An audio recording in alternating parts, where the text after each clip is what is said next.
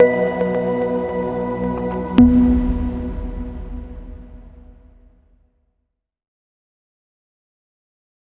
Friends, ITR के notice आ रहे हैं आपकी तरफ। अगर आपने ध्यान नहीं दिया तो इस नोटिस की चपेट में आप भी आ सकते हैं या आपका क्लाइंट भी आ सकता है।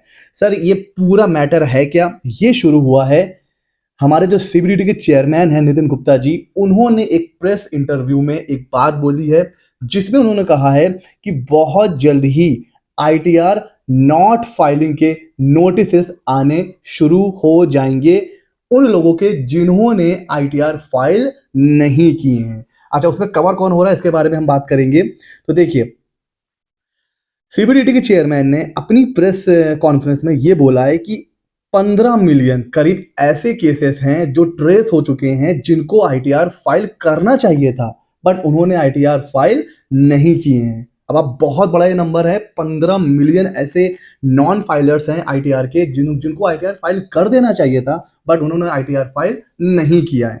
अब इन सभी को नोटिस जाएगा, ये तो पॉसिबिलिटी कम है, इनमें से हो सकता है फिल्टर किया जाएगा, और अभी भी एक जो सॉफ्टवेयर है इनकम टैक्स का, उसके थ्रू फिल्टर करके जो बड़ी बड़ी डिमांड्स होंगी या जो बड़े बड़े डिफॉल्ट होंगे उनको तो 100% नोटिस जाएगा और बाकियों को भी नोटिस जा सकता है।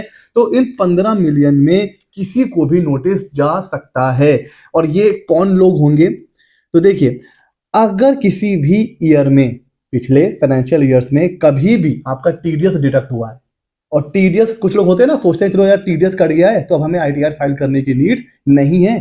कुछ लोग ऐसे भी होते हैं जो ये तो सोचते हैं कि रिफंड तो आ नहीं रहा है तो आईटीआर फाइल करके हम क्या करेंगे।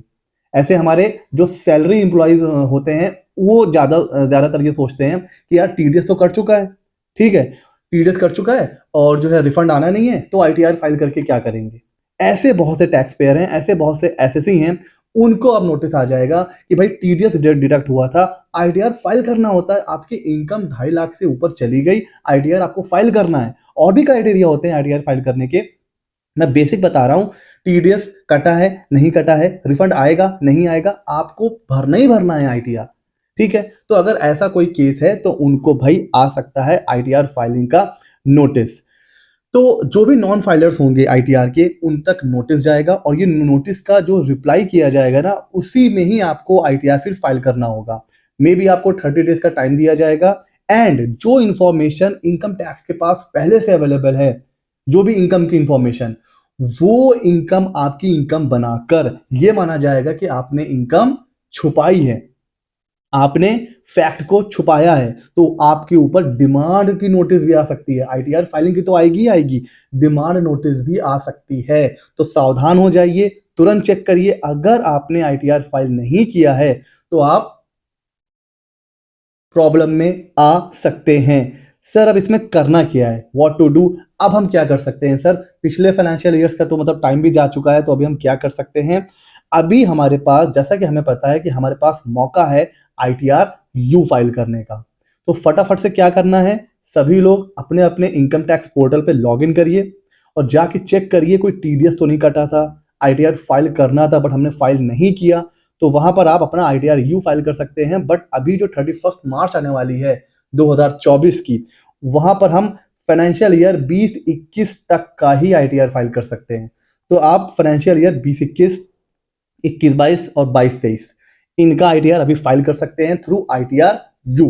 तो 31 मार्च तक आपके पास टाइम है, फाइनेंशियल ईयर 20-21 का हम फाइल कर सकते हैं। उससे पहले का अगर आईटीआर है तो फिर भाई आप कुछ नहीं कर सकते हैं, आप नोटिस का ही इंतजार करिए। बट अगर इसके बाद का कोई केस है तो फिर आप आईटीआर यू जरूर फाइल करिए। मैं फिर कह रहा हूं, अगर टीडीएस कटा हुआ है, आपको आईटीआर फाइल करना था, आप नहीं कर पाए हैं, या फिर कोई ऐसी इंफॉर्मेशन है जो आपको आईटीआर में रिपोर्ट करनी चाहिए थी, कोई ऐसी इनकम है और जो आपसे छूट गई है, तो आईटीआर यू के थ्रू उस इनकम को भी रिपोर्ट करिए। बिकॉज एक बार आईटीआर यू का टाइम चला गया, फिर गवर्नमेंट ने नोटिस भेजा, तो वो ये मानेगी कि आप डिफॉल्ट पर हैं। बिकॉज एक बार ओरिजिनल आईटीआर का टाइम चला गया, रिवाइज आईटीआर का टाइम चला गया, फिर आपको आईटीआर यू का टाइम दिया गया, वो भी आपने फाइल नहीं किया, तो फिर भैया ये माना जाएगा कि आप कुछ ना कुछ इनकम छुपा रहे हैं, आपको प्रॉब्लम हो सकती है। तो फटाफट से आप अपनी इंफॉर्मेशन को जो है वो चेक करिए, फटाफट से आईटीआर फाइल करिए, ताकि आपके पास भी इस तरह का कोई नोटिस ना आए और आपको कोई फालतू की टेंशन ना हो। तो अगर आप खुद एक टैक्स पेयर हैं या प्रोफेशनल हैं, तो आप अपने क्लाइंट्स को इन्फॉर्म करिए कि अब नोटिस आ सकती है। तो अगर आप आईटीआर फाइल करने के लिए एलिजिबल थे और अभी टाइम लिमिट है आईटीआर यू की, तो फटाफट से फाइल करिए। और ऐसे ही मजेदार और इंटरेस्टिंग वीडियोस के लिए सी मीडिया 24 को भी सब्सक्राइब कर लीजिए। मिलते हैं अगले नॉलेजेबल वीडियो में।